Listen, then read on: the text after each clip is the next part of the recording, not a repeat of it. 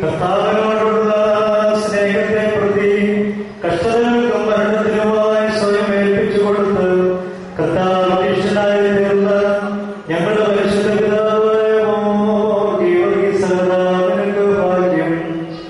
അവസാന ശ്വാസം വരെ ഇടകുകയോ ഭ്രമിക്കുകയോ ചെയ്യാതെ സത്യവിശ്വാസത്തിൽ സുസ്ഥിരനായി നിലനിർന്ന ഞങ്ങൾക്ക് സത്യവിശ്വാസത്തിന്റെ നല്ല മാതൃകയായി തീർന്ന പുണ്യവാനേ നിനക്ക് ഭാഗ്യം.